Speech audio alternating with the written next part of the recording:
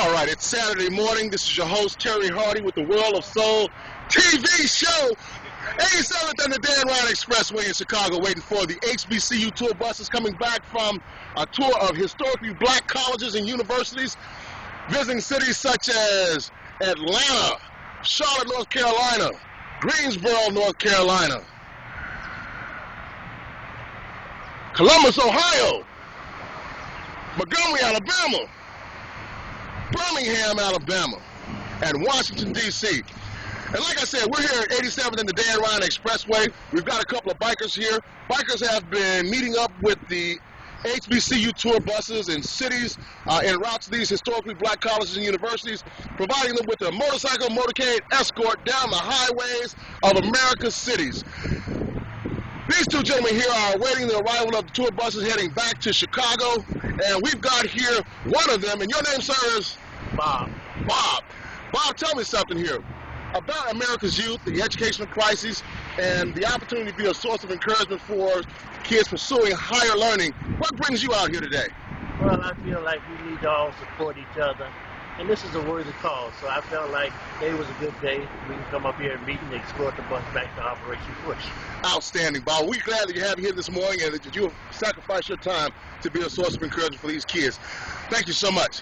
And over to his left, we've got another biker, well, actually his right, a member of the what?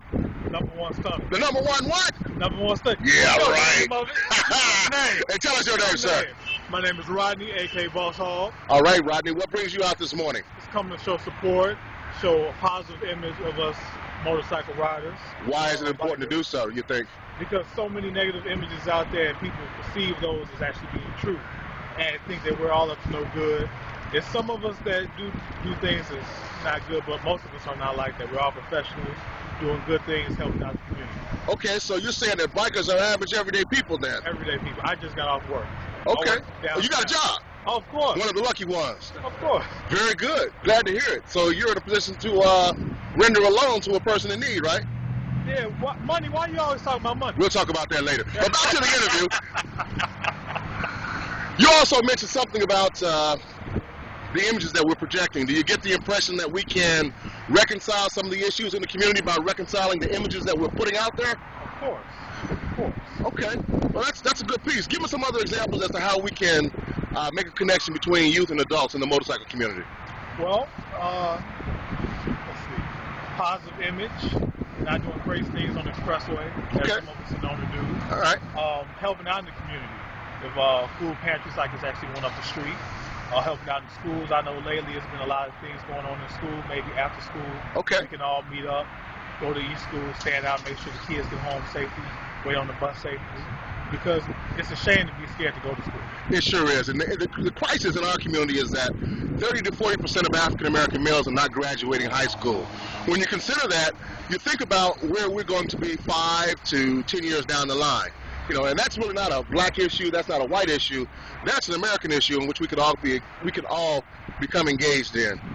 Absolutely. And as a young brother myself, I just turned 27. I would like to see all my peers, younger and older, do better than they're doing now. Some of them are doing great, but I still want them to see them do better. Okay. I like people settle. What about the fact that many African American males, females too, for that matter, are not high school educated or college educated?